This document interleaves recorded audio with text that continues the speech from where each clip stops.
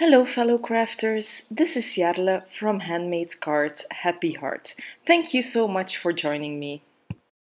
In this video I want to go over a few steps to make sure you have a clean and crisp black outline of your stamped images. I really hope you find it helpful. First, we need to talk about the inks. I always use the same 3 inks for when I have to stamp black outline images. The first one here is VersaFine Onyx Black ink.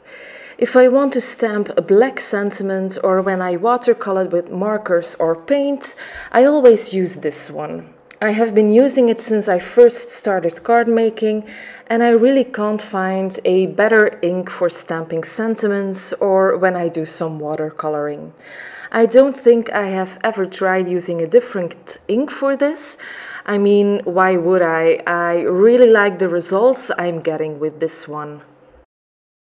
I do have to mention that it doesn't work with Copic markers. So if I want to do some Copic coloring, I grab the MFT Extreme Black ink or this Lawn Fawn Jet Black ink. I have used Memento in the past, but I do prefer the Lawn Fawn and the MFT ones because I really like how black it looks. Since about last year, I've been using my Copic markers more than my watercolors, so I've tried these inks over and over again and I keep on loving them. So I don't have a particular preference, both work really good. The first tip I want to give you is that you want to make sure that your inks are always nice and juicy. I have made a video about how to refill inks. I will link that one in the description box below if you want to check that one out. If you find that your stamped images are not as solid black as they used to be, you might need to re-ink your ink pads. Making sure your inks are juicy is really the first step to have those crisp black outlines. I'm showing you the VersaFine re-inker here. I do not have any re-inkers for my Lawn Fawn ink at the moment because it's still more than juicy enough. Now on to the stamping. I mostly use my Misty stamping tool to stamp my images, just because you can always re-stamp an image if it didn't stamp crisp the first time.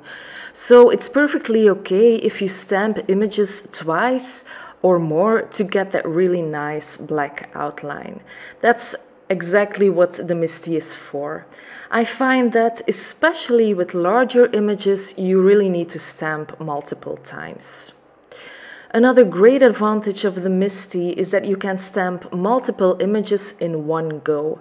I do find though that if I have my Misty full of images, it's not stamped as solid as if I were to stamp only a few at a time.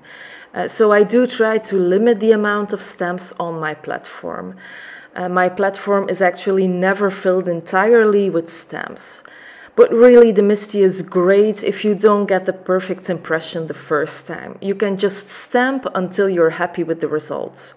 Just make sure that your paper is always right against that corner so you don't get blurry or very thick lines. If you do want to stamp a larger stamp or maybe many small images at the same time, you can grab the Stampendable tool and lightly rub the lid of your Misty with it. This tool gives light pressure so that the ink can actually grab and hold on to the paper without leaving a thick and nasty outline. I sometimes get that when I press the door of my Misty too firmly, so just use this tool and lightly rub it onto the Misty. This helps getting that impression just right.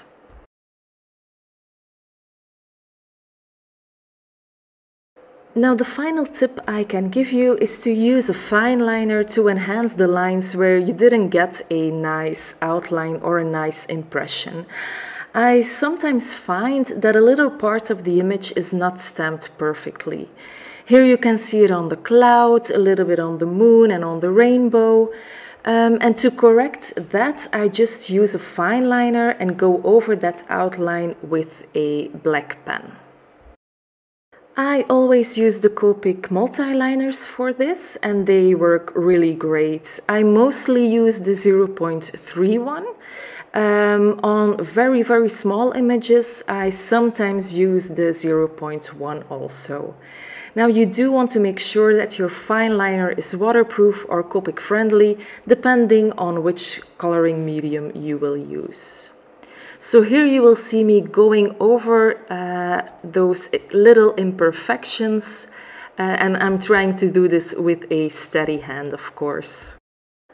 As you can see, the result isn't always perfect. It's all about the steady hand here. But I do use this method when there's just a very tiny area that needs perfecting.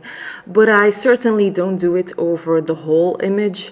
Then I think it's better to use the Stampendable tool, I think. So just to recap, first of all, make sure your black ink is juicy enough. Use a misty stamping tool so you can stamp your images a few times. Try using the Stampendable tool, and then as a last tip, use a fine liner to enhance any uneven lines. I hope this video helped you out. If you like it, please give it a thumbs up and consider subscribing to this channel. Thank you so much for watching, and I will see you again soon. Bye!